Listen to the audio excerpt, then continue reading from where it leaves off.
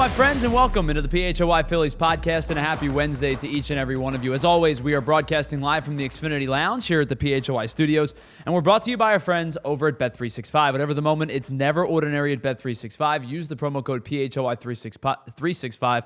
Deposit 10, place a bet for 5, and you'll get $200 in bonus bets, whether your bet wins or loses. And a happy Wednesday. We are halfway through the week, and we are inching ever so closer to the Major League postseason. We have a couple of games left, just 5, in fact, for that matter. 2 more against the Marlins, 3 against the Twins, and then the Phillies will await their opponent, because the likely scenario is, despite the loss last night, the Phillies will be the 2 seed and lock it up within the next 24 to 48 hours. We'll figure out who the Phillies could play, and we'll talk, obviously, throughout the next couple of weeks who we want them to play, but that is still going to be determined. But the news is the Phillies are very likely going to be the 2 seed, even without a win yesterday. And we'll talk more about yesterday's game, including Cristopher Sanchez's elite performance, which was ruined by the bullpen. We'll do all of that coming up on the PHLY Phillies podcast. But here's what's coming up on the PHLY Phillies podcast. We're going to kick things off today with a conversation that is surrounding all of Major League Baseball. ABS is officially arriving in Major League Baseball in 2025. It is something that we've called for a very, very long time. They've tried it out in the minor leagues. They've tried it out in some spring training games. It will take effect next season. We'll talk about the good, the bad, the in-between, and what it means for baseball. Again, Cristopher Sanchez last night was stellar. He and Jesus Luzardo become the 8th pair of Phillies starting pitchers to have 200 strikeouts in a season. We'll talk about Sanchez's start last night, the season that he's having, and compare him to some of those guys that had some stellar seasons with 200 strikeouts. We'll talk about bullpens, because last night, there's no question about the Phillies bullpen was not particularly good. David Robertson and Joan Duran end up losing the game for the Phillies. They lose it in the extra innings after the rain delay. But we also want to talk about a potential matchup with the Dodgers, because their bullpen equally stinks. I shouldn't say equally stinks, because the Phillies bullpen's been very, very good, especially since the acquisition of Joan Duran. Equally stinks compared to what we saw last night. The Dodgers have been a mess over the last couple of weeks. That's all coming up on the PHLY Phillies podcast. Hello to you. Thanks for being with us. Tyler Zulli here, Andrew Frazier with us, producing and co-hosting. We'll chat with Andrew in just a moment. But we need to start with today with the big takeaway. The big takeaway segment is brought to you by our friends over at Xfinity. Xfinity, imagine that. And of course, the big takeaway of today and of yesterday is that the ABS system is officially coming to Major League Baseball next year. I'm happy about this. I think objectively, this is a win. This is an abject win for Major League Baseball, for its fans, for holding umpires accountable, and to make the game as good as it can possibly be. I have already seen some old heads, and even some people who feel like they're old heads, and they're the old man screaming at clouds, that said, well, this is going to be another step in the demise of baseball. And as a baseball old man myself, you couldn't be further from the truth. 95%, if not more, 95 or more percent of baseball fans want this to happen. And I find myself in that category as well, because I view baseball as the last sport to be like, oh, well, we got the call wrong. Hope it doesn't impact your day. When every other sport basically in the world, not just football and basketball and hockey, we're talking about tennis and soccer and like NASCAR's used photo finishes for years. Every other sport in the world has had the ability to review and overturn or review and uphold for quite some time now. Now, baseball's done a good job of it with the review system as of late, but this to me is a huge step in accountability and objectivity of the baseball game being called. And why is that? Because umpires are fallible. Umpires are human beings. And I will say this. I think home plate umpire may be amongst the hardest officiated job in all of sports. Guys are throwing harder than ever before. Relievers especially have some of the nastiest wipeout stuff you're ever going to see. The turnover on sliders, the late dip of changeups, the heavy movement of sinkers. And let's not forget, 102, 103, pretty routinely now across Major League Baseball. I'm not going to sit here and tell you that I want that job. I am not envious of an umpire whatsoever. But I do think that if you have the opportunity to not have a official change the course of an at-bat, change the course of an inning, potentially change the course of a game, that is an important step into making baseball as sound as it possibly can be. So what exactly is ABS going to be? Well, each team is going to get 2 challenges per game, and kind of like in the NFL, not exactly like in the NFL, but in the same vein. If you get the challenge correct, you get it back. If you don't, you lose it. So you want to be strategic with your challenges. And then, of course, if you go into extra innings, if you don't have a challenge left, you'll be rewarded with another challenge. So maybe you can be a little bit more bullish with your challenges, thinking about going into extra innings, you'll get that challenge back. Here's who can challenge: the batter, the catcher, and the pitcher. That's it. No outside influences, no manager, no bench coach, no hitting coach, nobody from the dugout. No outside influences are allowed on this decision. It's got to be a pretty bang call by the hitter or the pitcher or the catcher to figure out if this challenge will go about or not. There are no outside factors allowed.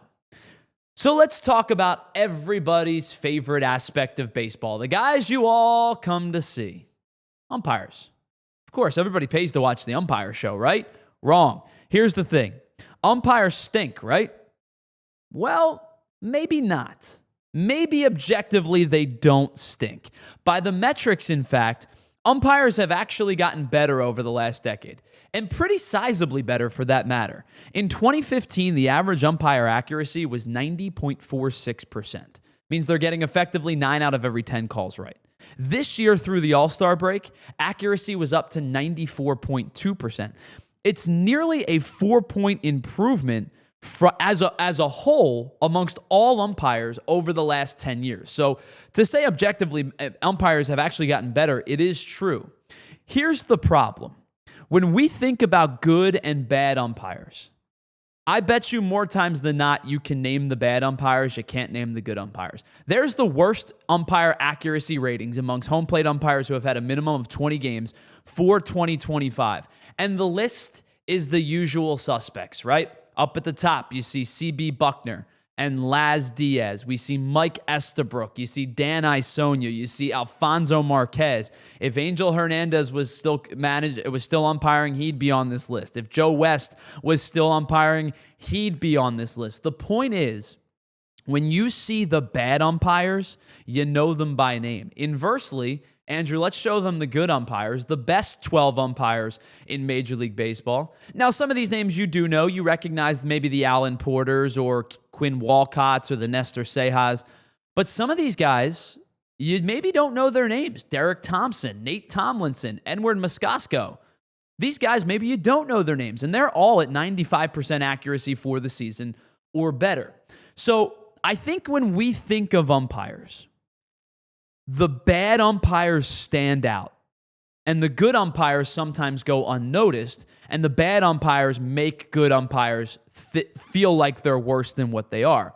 Why exactly do we think that umpires across the board are terrible? Well, for a couple of reasons. First and foremost, we have a strike zone readily in front of us, right? We have a box on the screen. The box is there, and you just see it, right? The box is there. You see the advanced 3D graphics that allow you to see real-time missed pitches. Egregious calls, therefore, feel like they're magnified because of this. And then, of course, as you see here, you get umpire scorecards the very next day. Whether it's good or bad or in between, the very next day, umpire scorecard on Twitter has exactly what they missed, how they missed it, and how it impacted the game. You see overall factor scores, accuracy ratings, accuracy consistency ratings, and those green and red bubbles that you see at the bottom. Green means that it was called a ball improperly, and red means that it was called a strike improperly. Now, these two stand out to me. These are just two that I pulled from this season. And this is where I think the argument lies about prevailing thoughts of umpires that drive me absolutely up a wall. Well, at least he's consistent.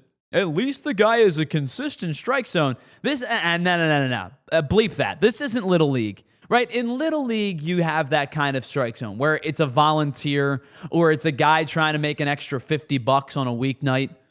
In Little League, if you have a guy that has a strike zone that's a ball outside the zone or a ball up or a ball in, and it's consistent, your coaches will go, okay, adjust. It's on you. He's called it all day. I've had coaches do it. I've done that to players that I've seen. I umpired Little League at one point. I went to coaches and said, here's the zone, and we're going to change it as the game progresses. If it's like walk, right? But that's Little League. That's high school. These are professional umpires arbitrating professional players' careers. I get it across the Little League metric, but it doesn't work in Major League Baseball.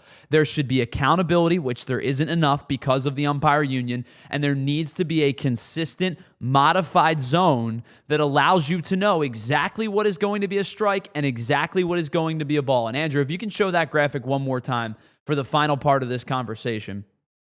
The thing I refuse to believe is you don't get to make up your own strike zone, Bruce Dreckman. You don't get to make up your own strike zone, Alfonso Marquez. Look at Bruce Dreckman down at the bottom.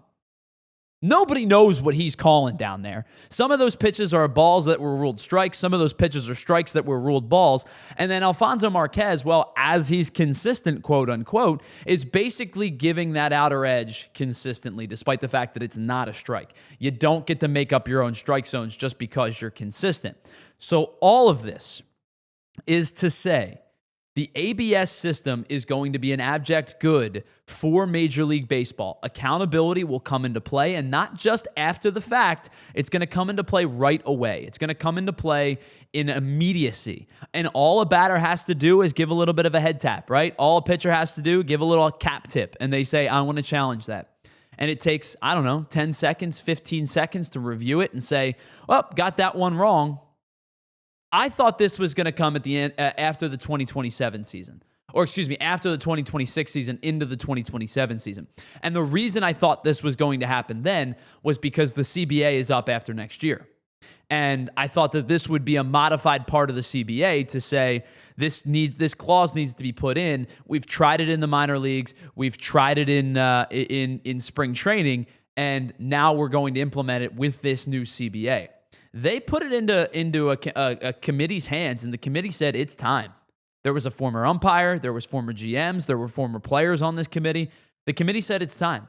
We need to have accountability. We need to understand the strike zone is the strike zone is the strike zone is the strike zone. I am all for this. I think this is an excellent idea. And again, I'll finish up today the way that I started.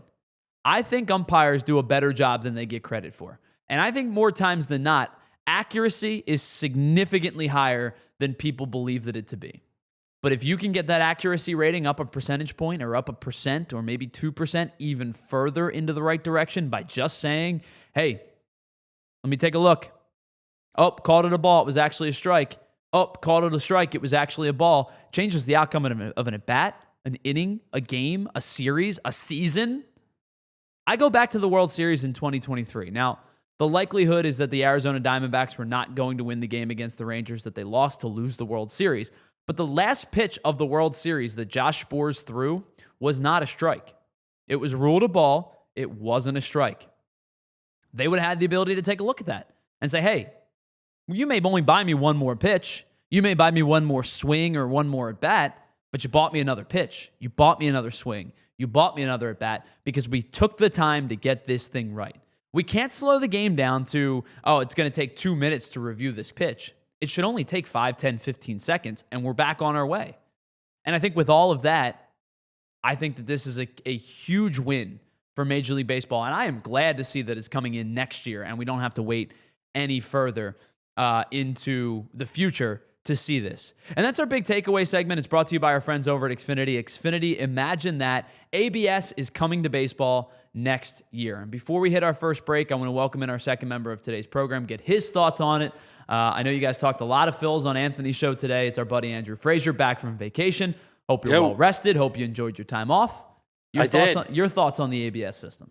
I wish it was in tomorrow or today. It needs to be. It's been a long time coming. There's been too many just bad calls from umps. Just looking at that scorecard that we just looked at, that's one game. That's been happening for the last, 100 years. I really enjoyed the All-Star game this year, how quickly it was done, how they utilize it. So if people have fear of like, well, if it's going to take forever to get the call down and stuff like that, it takes like like 2 seconds, if that. You won't even feel it. I'm really excited to have it in, and I can't wait for next year to have it implemented because, yeah, it's a big deal. When you get a call, when you see some of these calls, and some of them are so outside the zone, and it's just like, what are you doing? It changes the momentum of a game, and it just needs to be fixed. And the impactful question that's being asked by both Ray and Futz in the chat, really appreciate you all joining us today. The impactful question that is being asked by both of those guys is true. Is the strike zone uniform to players of different heights, right? They used Aaron Judge and Jose Altuve as the extreme examples. The answer to that question is no, right? It can't be. Because a pitch that's at Aaron Judge's letters is at Jose Altuve's helmet. Yeah. So it has to be an understanding that players' heights need to come into the factor of this. The strike zone should be called by each individual player letters to knees. Yes. Letters to knees is the strike zone, and it's been shrunk and manipulated and changed over the years. The rule book tells you that letters to knees is the strike zone. And the strike is called where it crosses the plate, not where it finishes. And this pitch brings me back to, I understand umpiring is a difficult job because of pitch turnover and breaking balls and velocity and all of those things coming into a factor.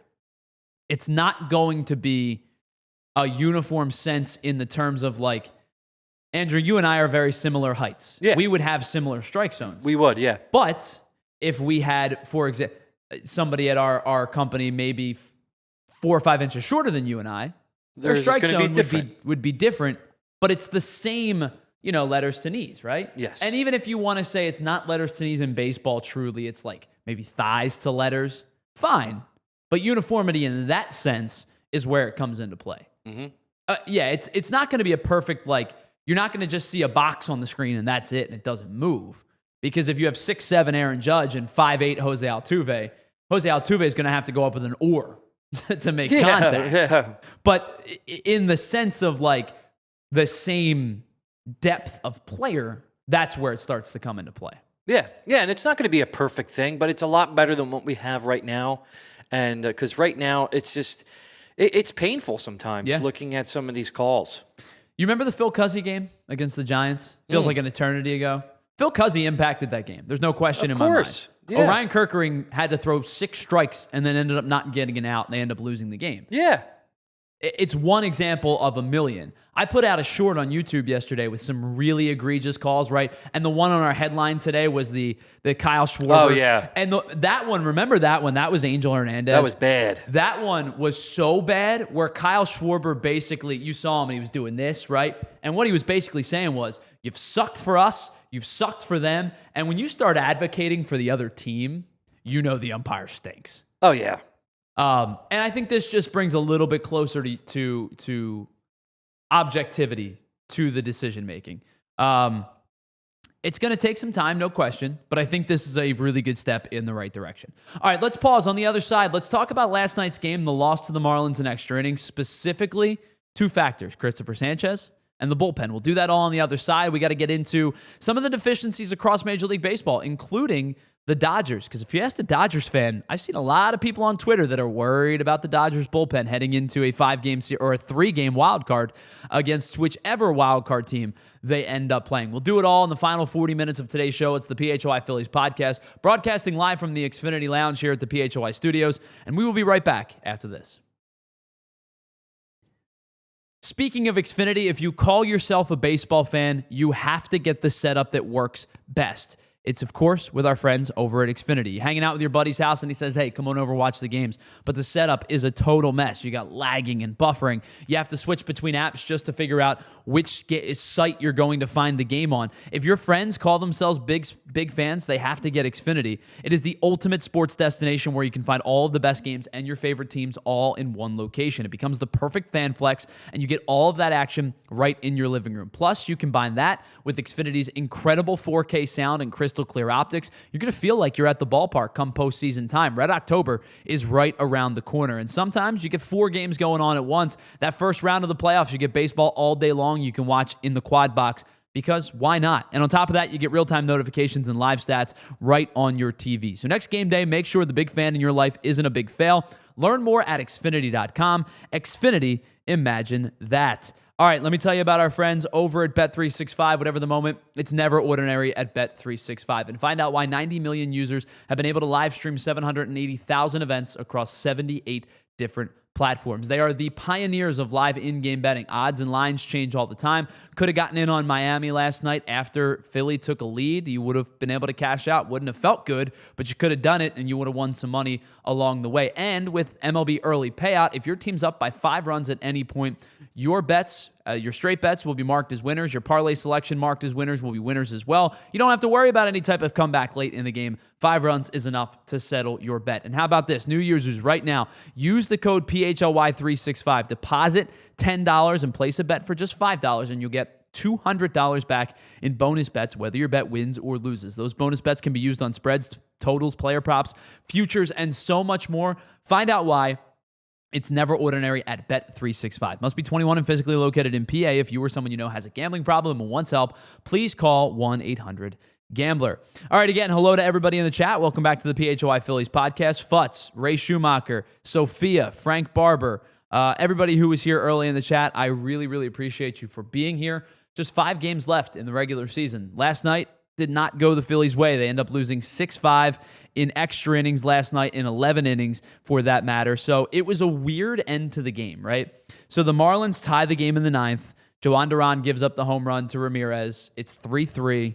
The Phillies start the bottom of the 9th, get a base runner on, and then the rain delay comes in. Then the tarp comes in. And I got to be honest with you. I know T-Mac and the crew were talking about it last night. Like, if I were the Marlins, Andrew, I'd have been pretty pissed off about how that was handled last night, because they ended up having to use Calvin Foucher. He gives up the base hit. Then the tarp comes out, and we waited for, what did we wait for, like 40 minutes or so? Oh, it was wild. It was a pretty long rain delay. It was a while. That guy's cooked. You just wasted a bullpen arm. Like, if I were the Marlins, I'd have been pretty ticked off. You either need to not start the bottom half of the inning, or you got to finish the bottom half of the inning. And I understand, like, nobody wants to play in the rain.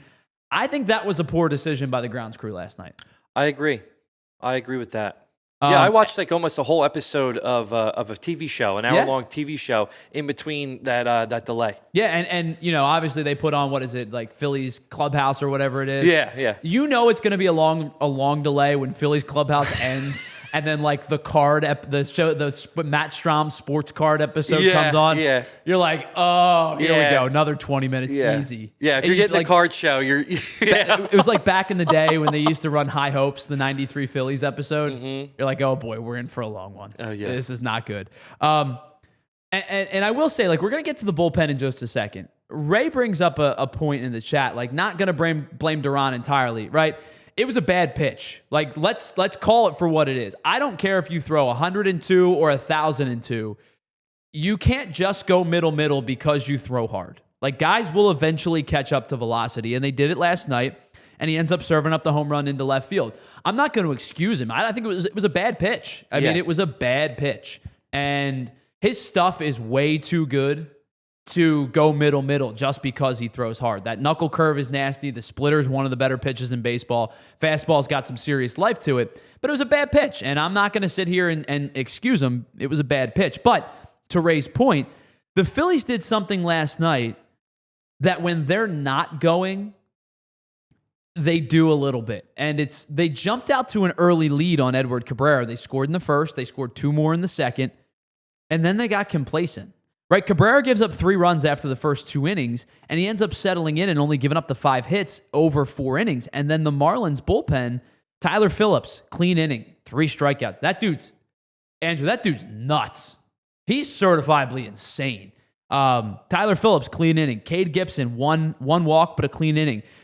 George Soriano, clean inning. Volanto Balazzo, clean inning. Like, between the next 4 guys, they came in and threw 4 innings of 1 hit, 2 base runner ball.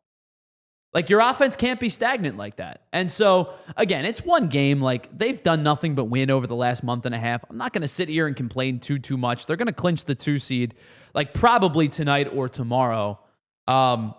But it was one of those things that, like, early in the year, we would watch the Phillies do this, and they would be like, wow, they jumped out to a 3-0 lead, and then they end up scoring 3 runs in 9 innings, right? Like, that's what they end up finishing with, is because they took the foot off the gas. And they did. I think they took the foot off the gas a little bit. Now, credit to some of those relievers, right? 4 strikeouts over the 4 innings pitched, including 3 from Phillips. But I do think they took the foot off the gas a little bit. So, like, was it a good pitch by Duran? Nope. Bad pitch. Was it a good inning from Robertson? Nope. Bad inning by Robertson as well. But I will say, like, and we'll talk more about Orion Kerkering too, but I will say, like, you scored 3 in the first 2 innings and then didn't score again in regulation in the regular 9 innings. So partially on you guys to not have pushed across a couple more runs and get after Edward Cabrera when you had an opportunity to. We'll talk more about that, the bullpen, in just a second, but I do want to talk about the good of last night. And the good of last night was Cristopher Sanchez. And Cristopher Sanchez has been good pretty much all season long. He's made his 31st start. Does he make another start in the final 5 games? He might. It depends on, like, they may want to give him a tune-up start in the final game of the year so he's not sitting for basically 2 weeks, because he's going to start game 1 of the NLDS. That's already been established. So he'll probably make one more start, I would imagine. Maybe he doesn't throw 6 or 7 innings. Maybe he gets you, 4 or 5. Just to continue to keep his arm fresh. But 31 starts this year, it ties his career high from last year with a 2.57 ERA. If he does throw another start, he's going to get over 200 innings for the first time in his career. He broke the 200 strikeout mark for the first time in his career. His walk rate remains exceptionally low, and it's why, even though he has given up 169 hits, his whip is just over 1 at 1.08.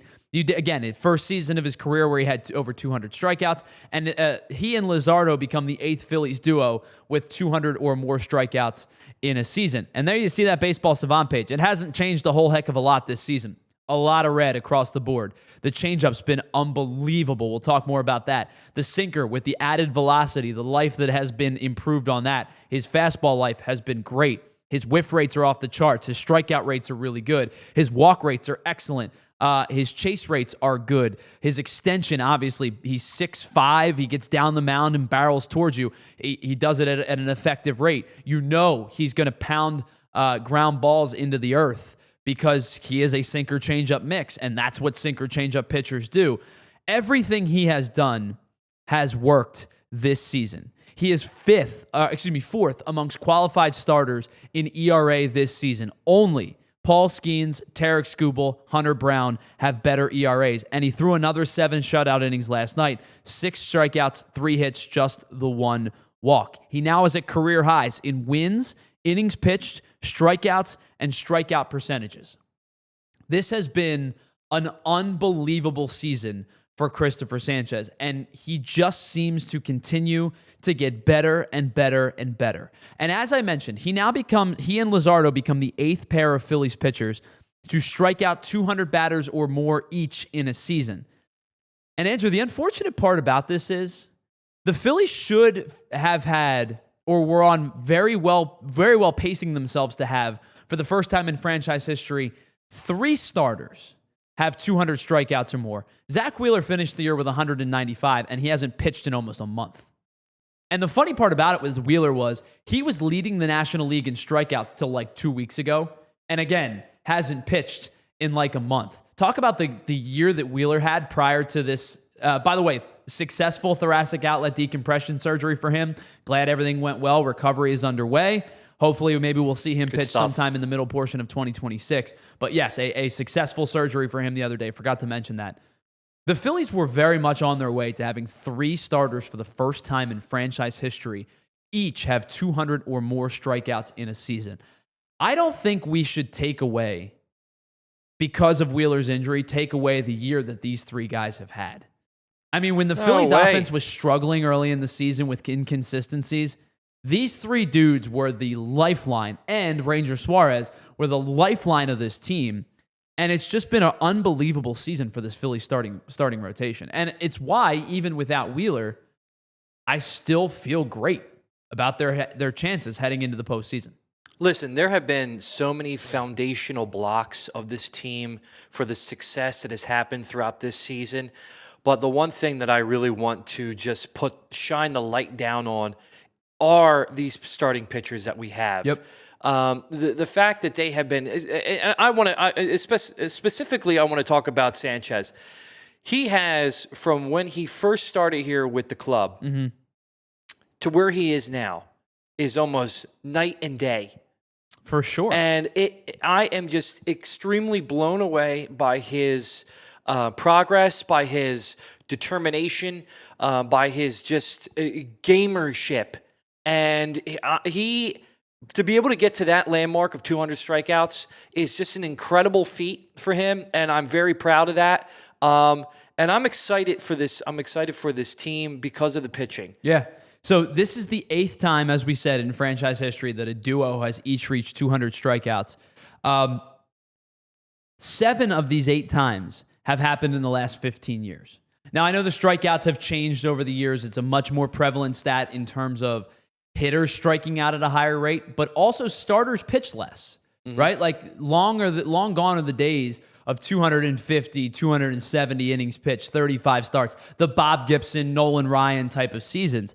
So to say that 7 of the 8 of these have come in the last 15 years is really, really impressive. Here are the duos over the last 7 before this. 2023, no surprise, Zach Wheeler and Aaron Nola. 2021, same group, Wheeler and Nola once again.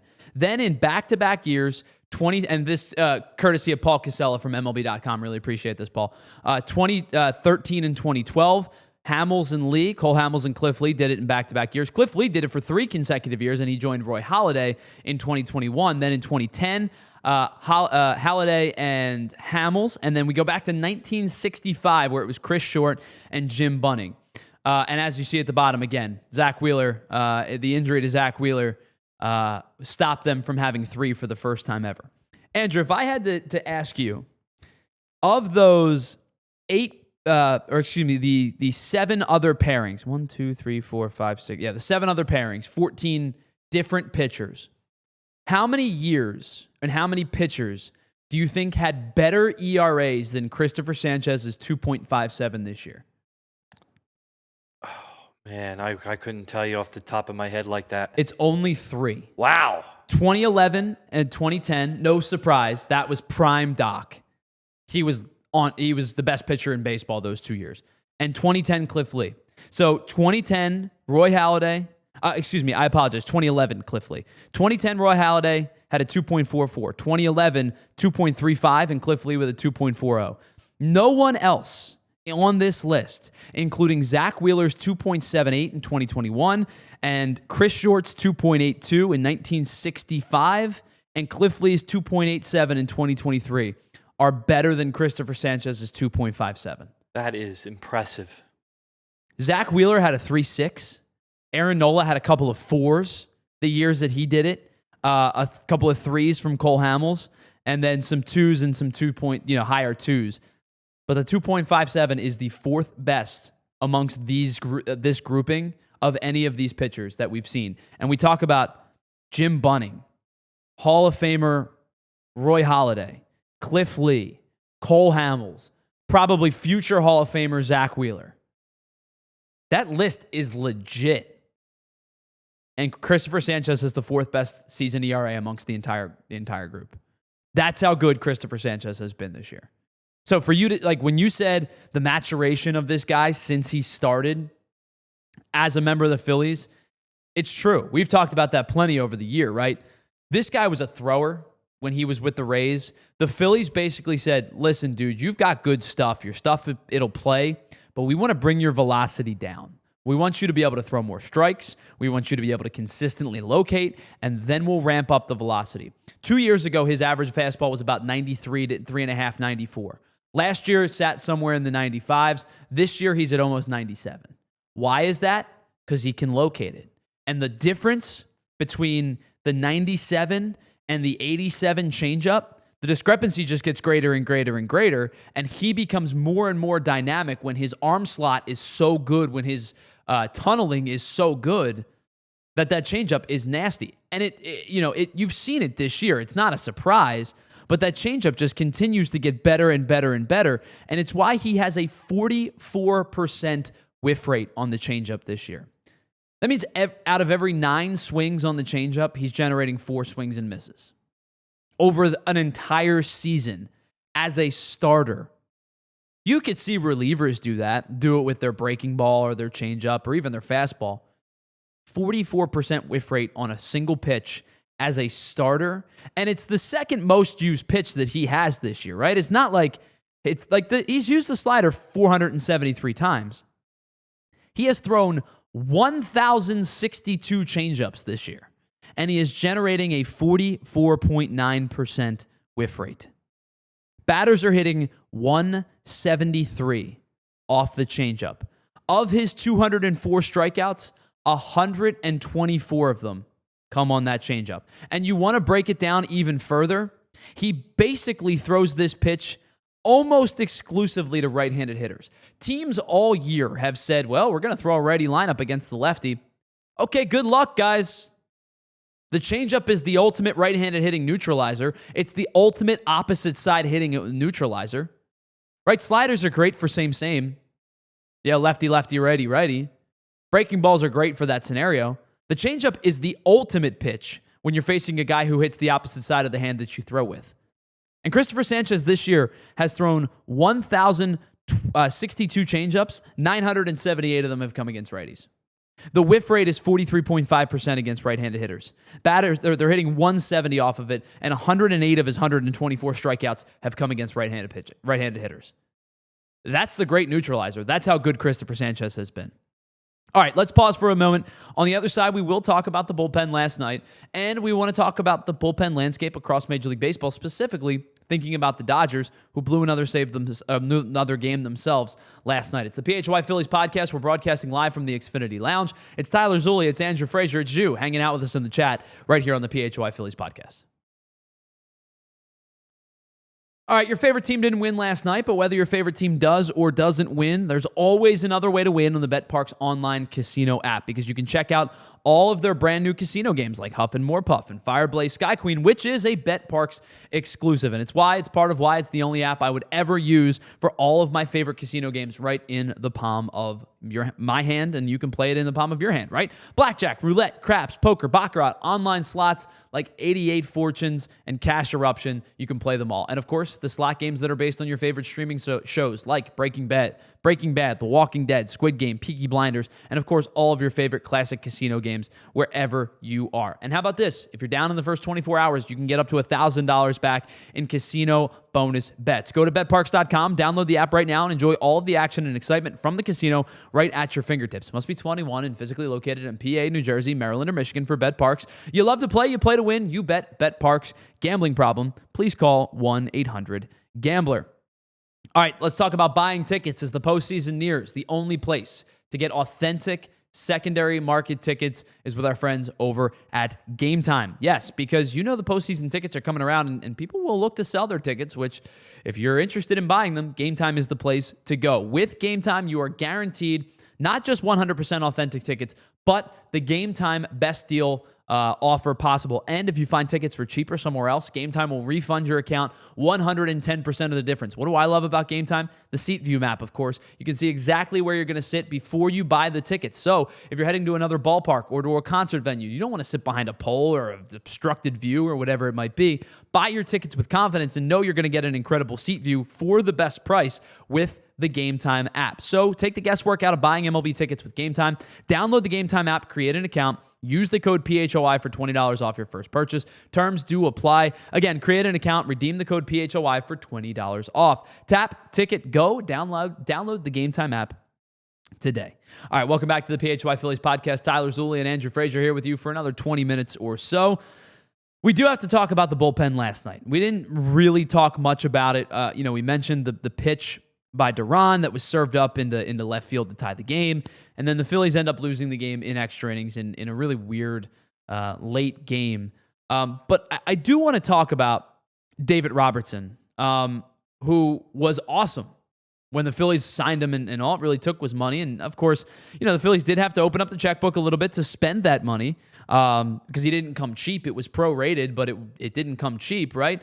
But he was an addition to the bullpen that I think was extremely necessary for what they had at the time.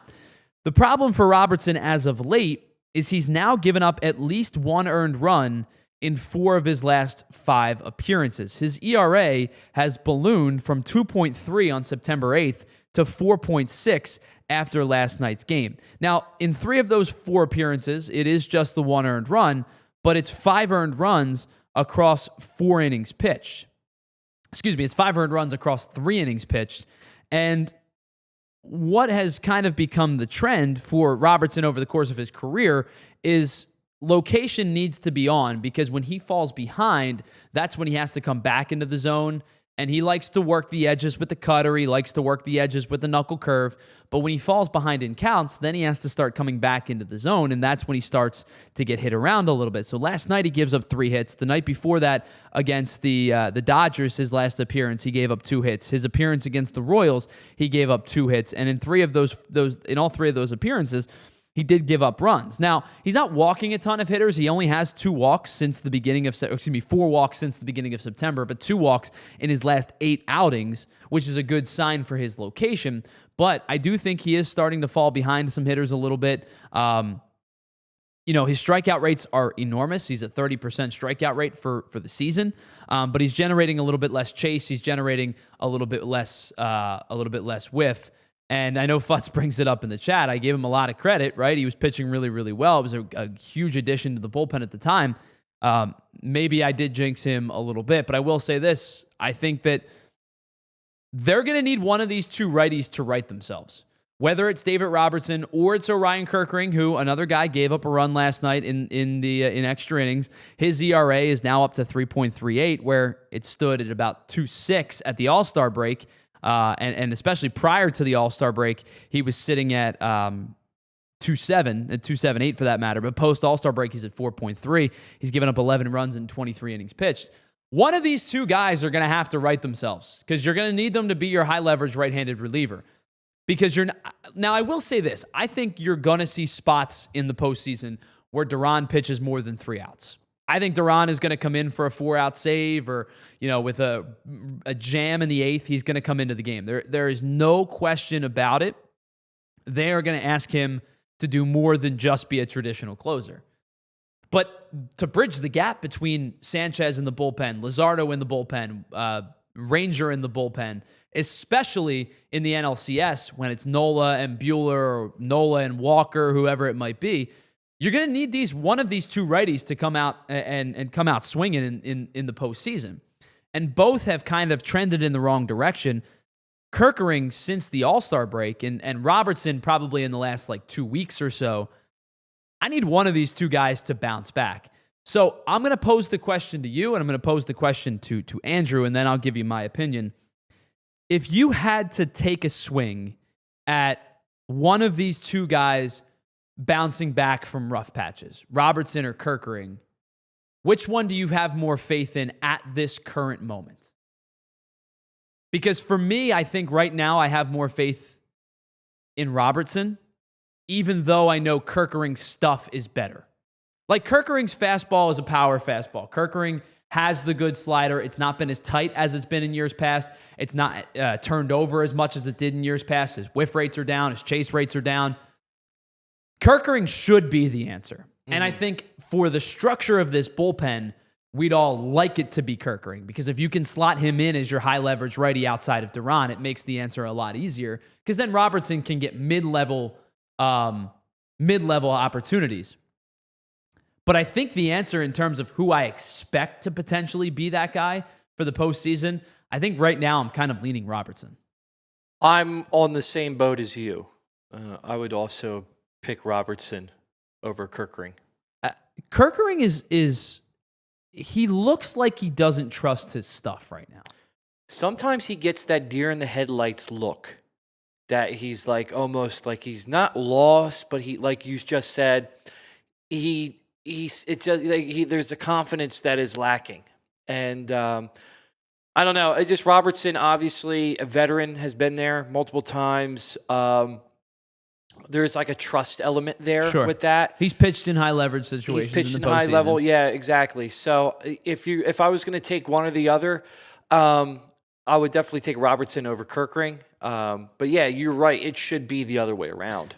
I think the one thing that obviously is going to play a huge factor is like Robertson has to keep the ball in the yard. He's now given up 3 home runs in September and a home run in back-to-back appearances. Yeah, you can't do that. You can't be giving up home runs late in the game. He gave up a home run last night.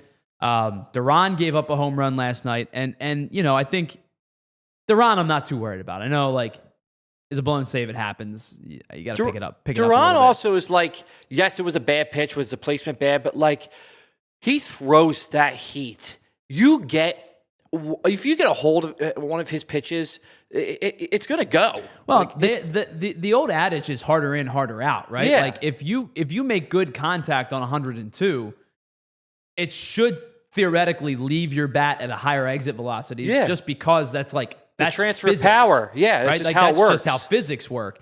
So you're right. If you catch up to 102, which is easier said than done, of course, but if you catch up to 102 and you square it up. See what happened last night, right? He squared it up. He hit the ball, tip of the cap to him. He caught up to 102 because the batter prior, he struck a guy out on 102. Now the location was better. It was on the outer edge, but he looked stupid, quite frankly. Like he looked like the helmet it looked almost like he was going to go Bartolo Colon on us. Yes. And the helmet was going to fall off. He looked silly. He did, yeah. It was a bad location, right? Middle, like, and we're talking tee-high fastball. Like when you set a tee up, in the cages, that's where you're placing that pitch. It wasn't a good pitch, but I do think I need Robertson to, when he's on, he's spotting the cutter on the outside part of the plate to lefties, and he's running it away from righties, which allows him to set up the breaking ball, which, like, I think his knuckle curve is his best pitch. Even though the cutter is his most used pitch, I think his knuckle curve is his best pitch, and numbers will back that up. Opponents are hitting 185 off of it this year. Now, the problem is when he sits in the zone too much with the cutter, opponents hit almost 280. Because a cutter is not a generate whiff pitch, right? Like more times than not, what you're doing with the cutter, if you have like this much room on the square of the bat, I'm trying to put the cutter here or here, right? Like just on the fringes of it. I want you to get it off the end of the bat, or I want you to get it in on the hands. When you're leaving the cutter out over the plate, you're not going to generate a whole lot of whiff. And that's okay. Like, I'm not expecting him to be at 35%, but he's only at 17%. And so when he leaves it over the heart of the plate more frequently, especially considering the fact if he's falling behind in counts, that's when the trouble arises. That's why opponents this year are hitting 276 off of it. And it's been more recent as of late. Like, that number has risen pretty significantly as of late. I do still think there's just that like veteran craftiness to him that I should be able to trust in the postseason. And I think that to me is still a determining factor as to why I think I'm picking him in that hypothetical question over Orion Kerkering at this point, even though Kerkering's stuff should be better. Yeah, I think everybody would feel similarly about the same thing you just said, is that, when you have that veteran in there who's been there, you can trust that. Sure. Well, and the last thing I will say with Robertson, as of late, he is a guy that wants to live just on the edges of the zone, whether it's the cutter outside or the curveball that tumbly curveball that falls through the zone. He's a guy that wants to live on the edges and just off the plate. His best work is when he's not throwing strikes, but they look like strikes. And so he's a guy that over the course of his career actually is in the zone less than 50% of the time, and that's by design. But this year, that number's down about 2% to about 46% of the time, which is not a huge discrepancy. But his first pitch strike percentage is down. Last year with the Rangers, 59, almost 60%. This year, under 54%, which then again forces them to come back into the zone. His whiff rates are down.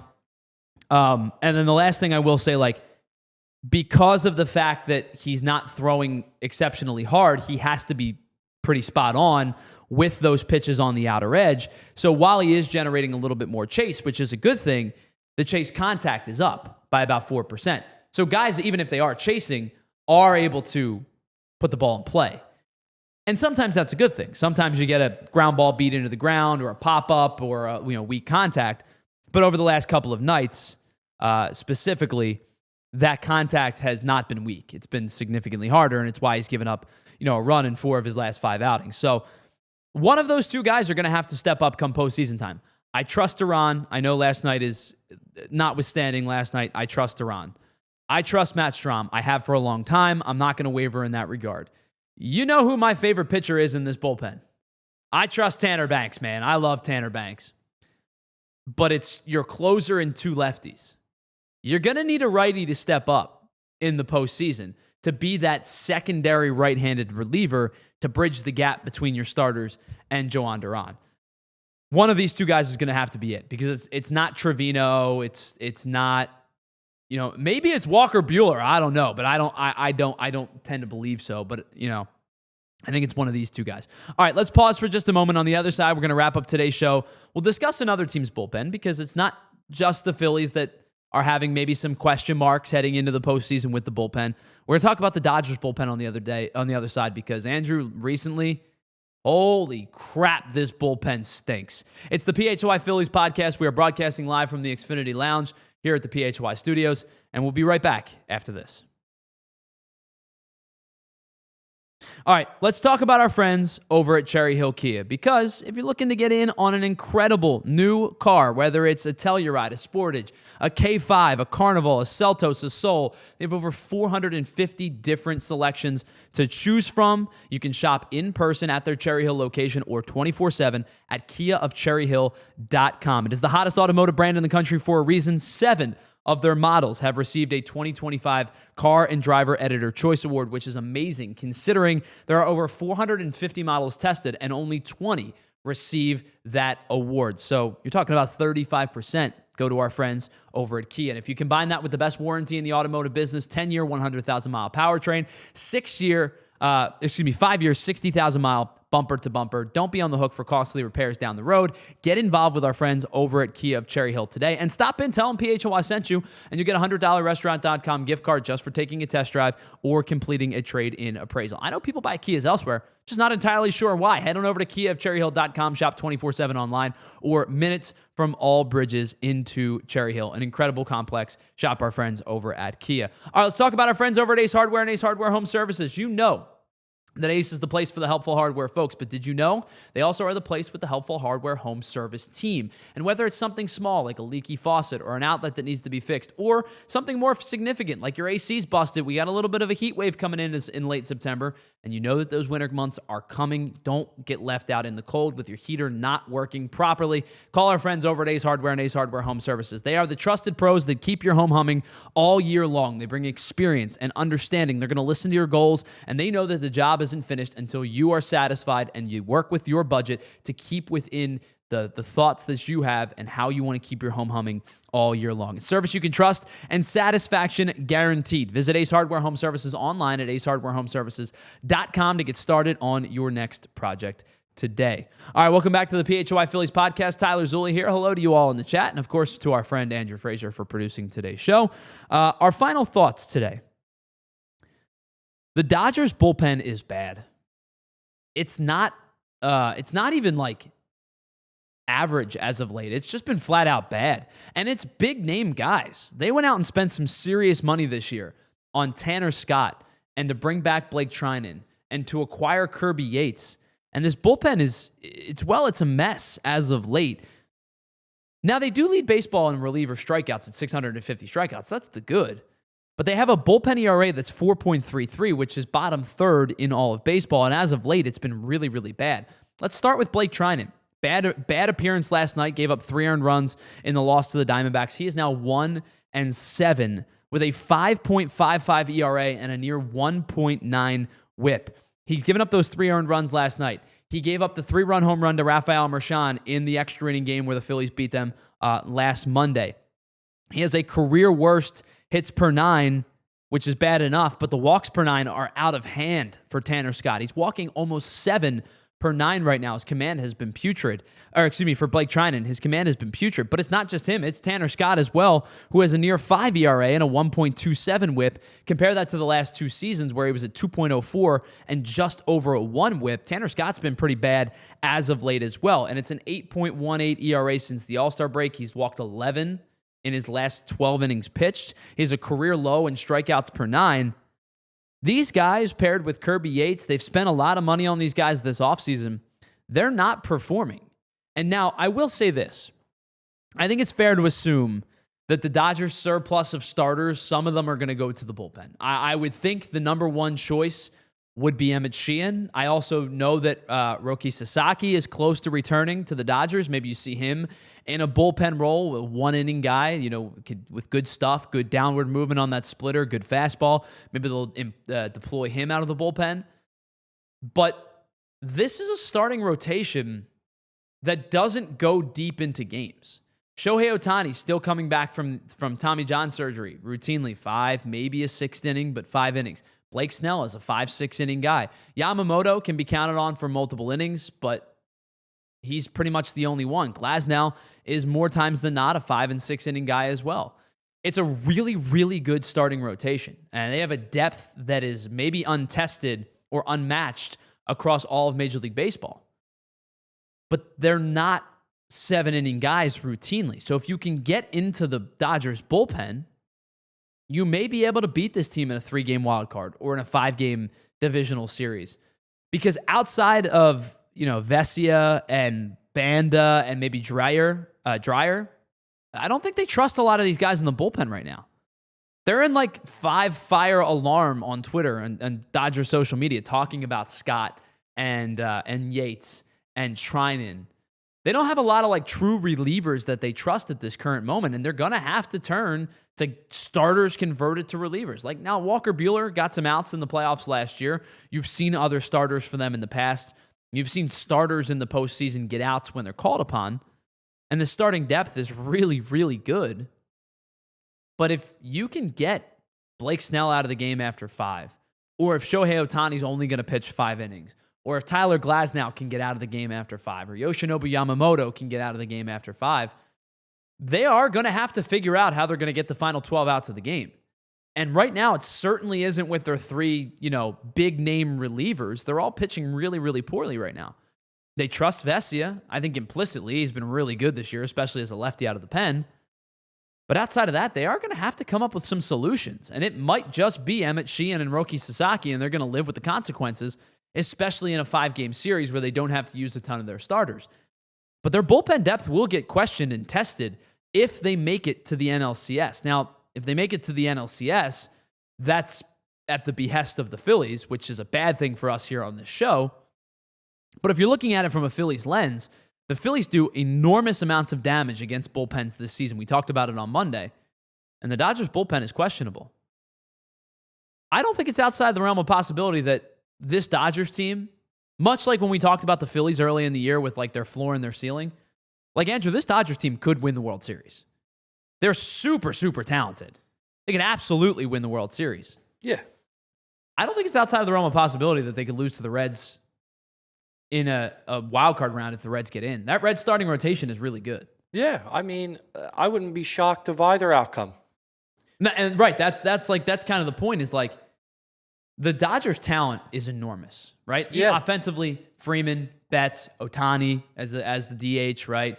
I know Betts had a really weird start to the year. He's starting to swing a hot bat. They have a lot of depth. Teoscar, it's a good team. They won the World Series last year, and it's pretty much the same team. Pages has swung a good bat this year in center field. I know Conforto's been awful, but do they get Will Smith back? We'll see. That team could win the World Series. There's no question about it. We could be talking in a month's time or in a little over a month and being well, the team we expected in the beginning of the year is back in the World Series, even though they looked superhuman. I don't think so. Right? Because at the beginning of the year, we just all kind of went, well. I don't think we're going to be saying that. Dodgers, right? But I also could see a way where, if the Reds are able to line up, if the Reds get in, that is, because I think right now the Mets hold the playoff spot. If the Reds could get in and line up Abbott, Green, maybe, and then you figure out game 3, it's a really good top 2 with Abbott and Green. Green's been nasty since coming back from the IL. You might see the Dodgers get eliminated in the wild card round. Yeah. Which would be super beneficial to the Phillies. All you got to do is win game 1. Puts you in a real big bind if you lose game 1. The Reds or the Mets, whoever gets in there, they win game 1. Changes the entire outlook of because the better team then starts to press. Right? Yeah. Because the Dodgers are better than both of those teams, I think, right? We can agree on that? Sure. The better team, if they go down 1-0, they start to press. But they've also been they've been shaky against some bad teams this year, the Dodgers. It's a human team that we expected to be superhuman, for sure. Yeah. All right, we have 5 games left in the regular season. By the time we speak next, we will have 3 games left, just the Twins series. So the next time we talk to you, we'll wrap up this Marlins series. I would expect the Phillies to clinch the 2 seed in the next 24 to 48 hours. Any number of Phillies wins or Dodgers losses ends up giving the Phillies the bye, and which is critical for them to not play in the wild card round. And we'll be talking about who their postseason opponent will be in the NLDS. Next time we talk to you, 3 games left. And then it's time for a postseason push next Monday. Thanks so much for hanging out with us. Really, really appreciate you being a part of today's show. If you haven't yet, hit that like button down at the bottom. And if you're not subscribed, please subscribe to the PHLY YouTube channel. We are closing in on 50,000 subscribers, and we want to get there by the end of 2025. Big thank you to everybody in the chat. Of course, big thank you to Andrew Frazier for producing and co-hosting.